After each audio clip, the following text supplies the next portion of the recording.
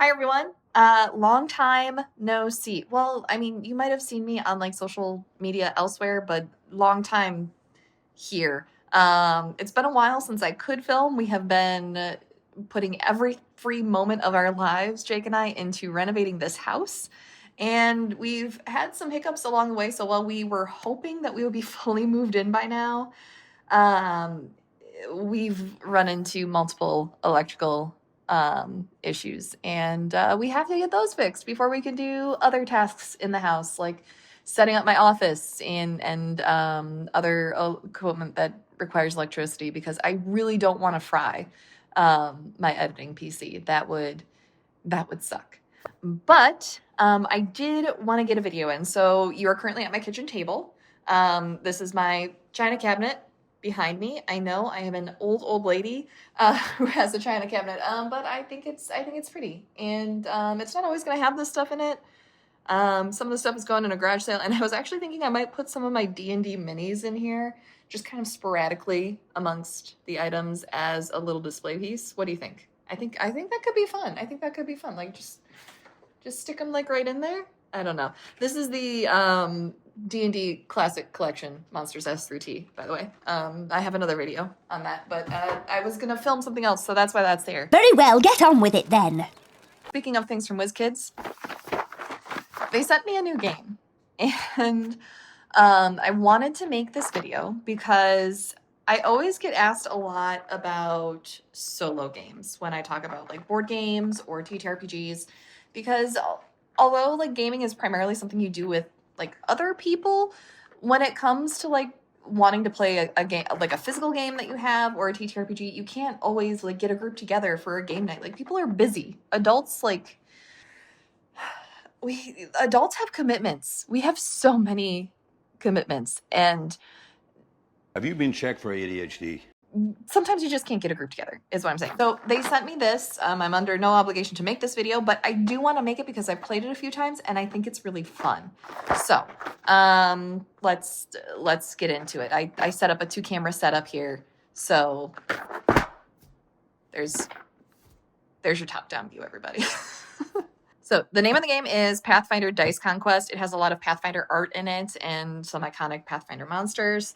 It's an easy-to-learn dice and card game that can be played solo or with up to 3 players. It features iconic Pathfinder monsters that have special defeat requirements for a thematic experience, great replay value. There's like an advanced mode with spell cards in it. And it says it's perfect for travel, which honestly it is. You don't even have to take everything that's in here if you don't want to go and do this at like a convention or something. You could honestly probably just pull the cards out of here and use your phone for like a dice roller and health tracker and just take the cards. Well, move on already. Pathfinder Dice Conquest. So box, nice, high quality. I think this would stand up pretty good to travel, even with the window on it. There's the back. Gives a description of the game. Nothing you really need to know.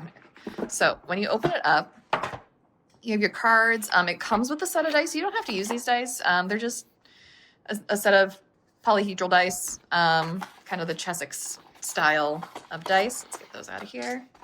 I do like the colors, though, however, that they chose for this. I like that they chose these ones. They coordinate really nicely.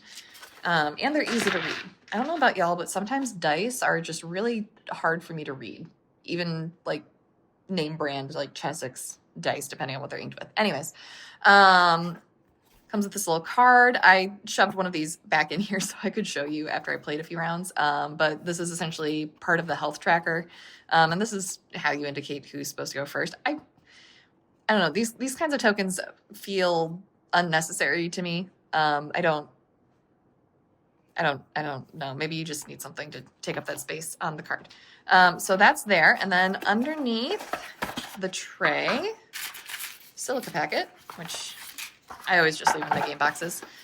You have your rulebook, which I'll set off to the side because I've played a few rounds, but I might forget the rules.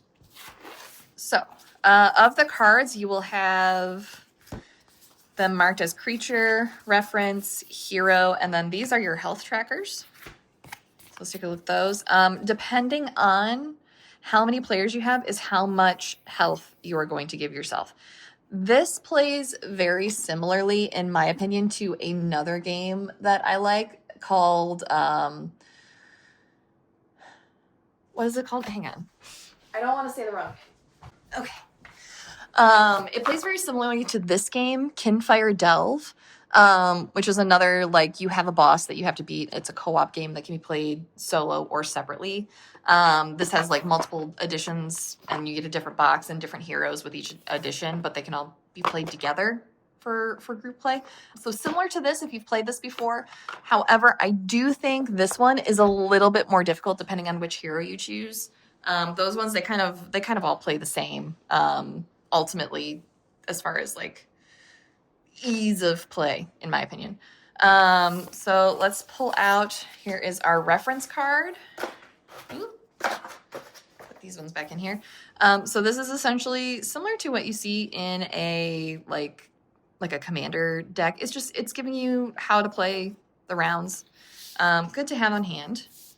Again, health tracker, it's going to tell you on here, depending on how many people are playing, where you start at. So for 4 people playing, you start with just 4 HP.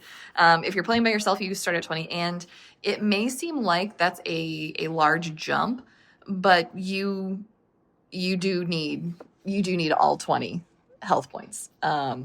Trust me on that one. You'd have to observe me to know for sure, but you can trust me on that. And then hero cards. We have multiple hero cards. So you can be the magus, a monk, a witch, the swashbuckler, the barbarian, or the alchemist. Each one has different features, like with the little goblin alchemist. When you re-roll dice, you may continue re-rolling if the number is odd, which can, come in really handy if you're trying to fish for a certain number. And some of the monsters that you fight, you can only fight with even or odd numbered dice.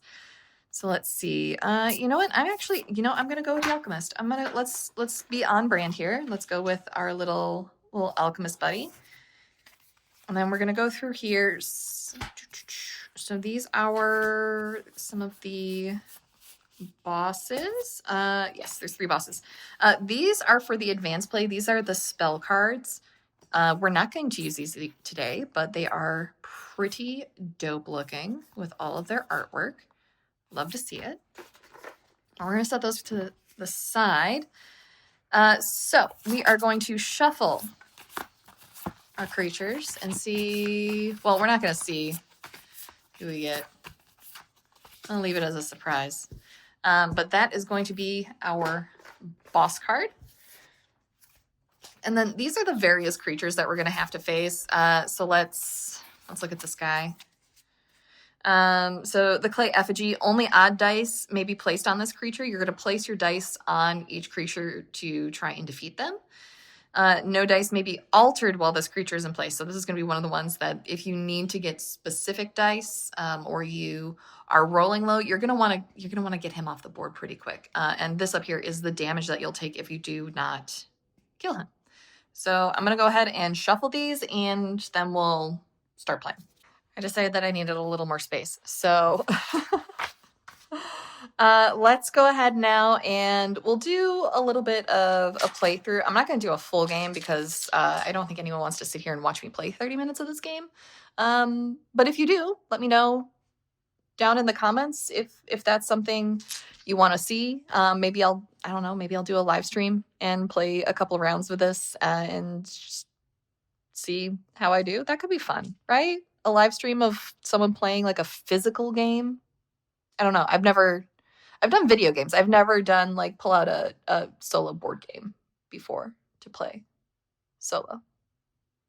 Oh no, let me know. Okay, so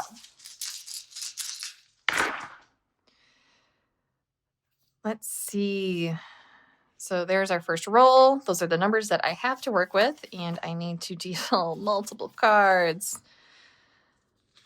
let's see, we got a Cloud Naga, a Kobold, and the Clay Effigy. So each one of these has something different about it that we need to consider when we're going to be starting our turn. If you were playing with multiple people, each player would get to put on a dice, but since I'm playing solo, I get to use all of the dice at my disposal. Okay, so with the first one, all other creatures deal +1 damage at the end of the round until this creature is slain. Hate that. This creature must be slain by exactly 4 damage. Okay, so I do have a 4. I have 2 4s actually, so that's not bad. Only odd dice may be placed on this creature. No dice may be altered while this creature is in play. Dice may be rerolled. Okay, so let's see here. Okay, so I think we can just take care of this one first because we want to get rid of this one with exactly 4 damage.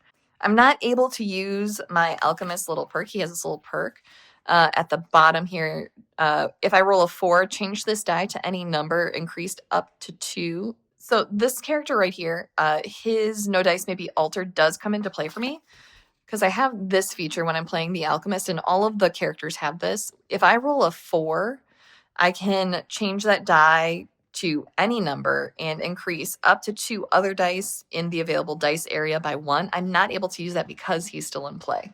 So, like, say my D20 rolled a 4, I could increase that to a 20, essentially, and call it a day while increasing 2 other die by 1.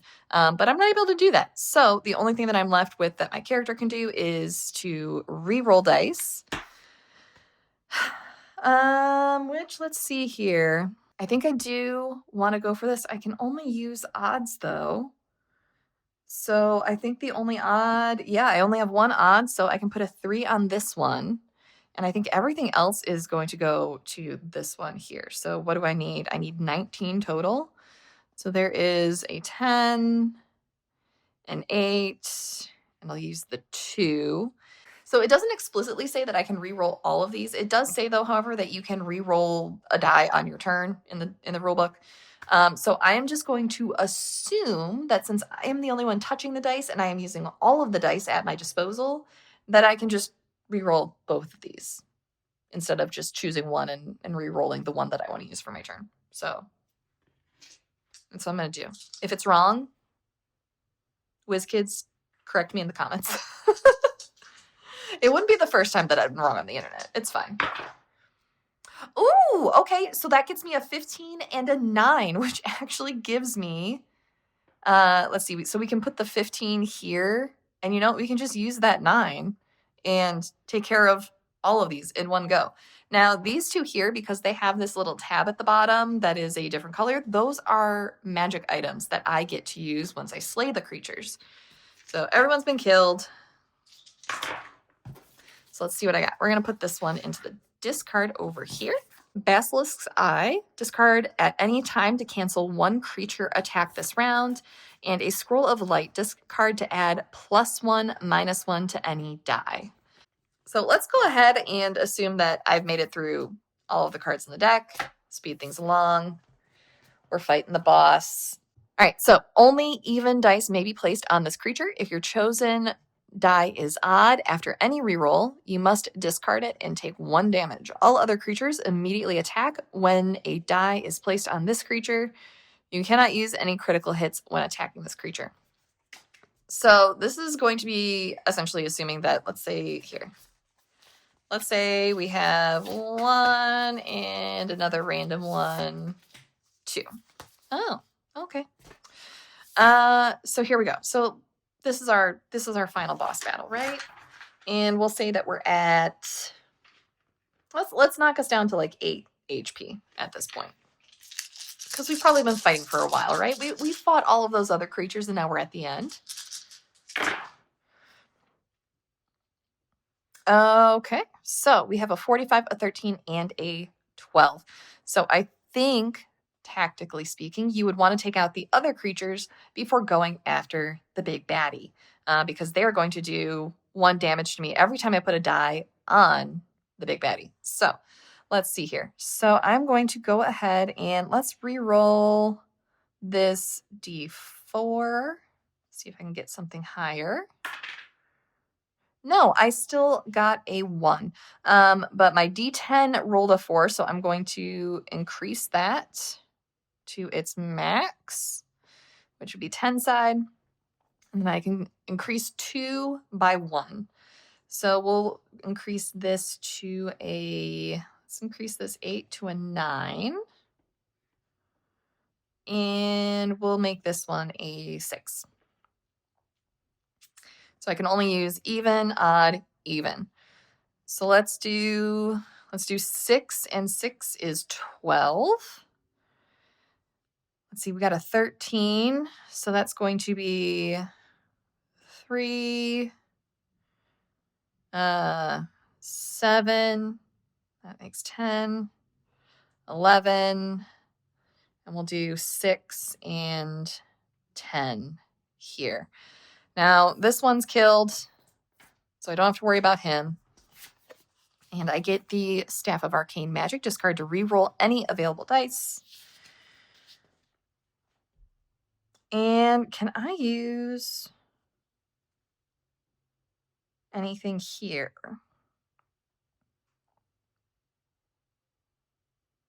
You know what? How much did I have here? 7, 8, 9, 10, 11. I'm going to go ahead and use my Goblin Skull Bomb that I got. Place this card on a creature, deal 4 damage to it, discard when the creature is slain. So as a part of my turn, I will do that, which kills that creature. So he's gone too. All right. Is there anything... How many... I don't know. How many items can I use? Can I use all my items at once? Do you know the rules of this game? Let's see. Magic items may be used at any time during your turn by discarding the magic item unless otherwise stated. So, let's go ahead and do that. Let's see. Scroll of Light. Gonna make that a 7. Increase it by 1.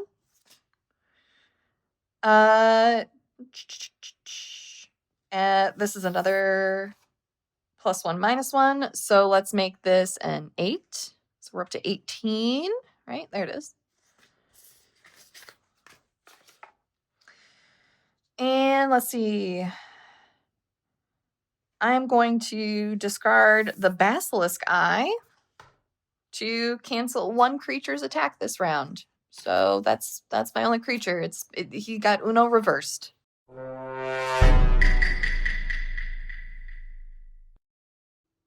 Yeah. Now we just see if I can beat him.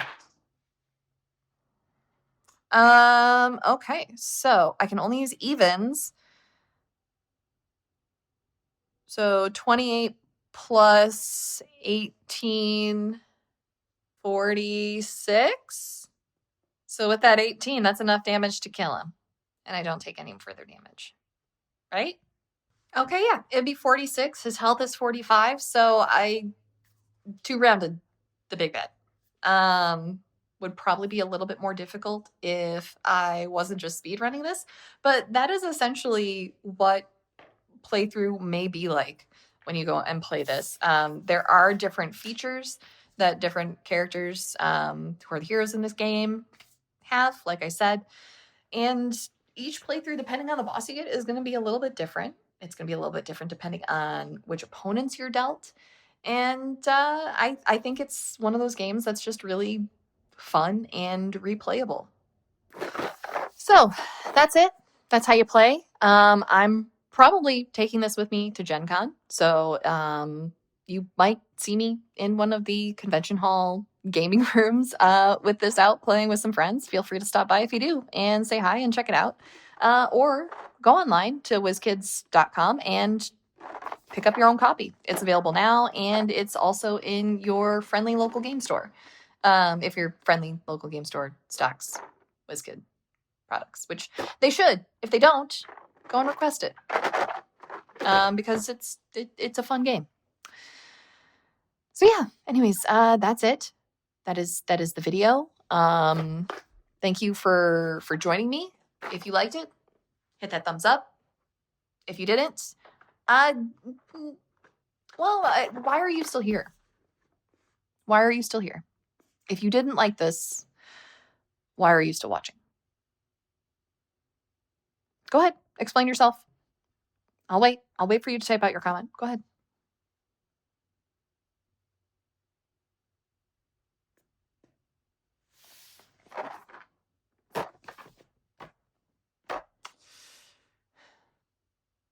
You done? Cool. Thank you everyone for hanging out with me today, and I will see you all in the next video.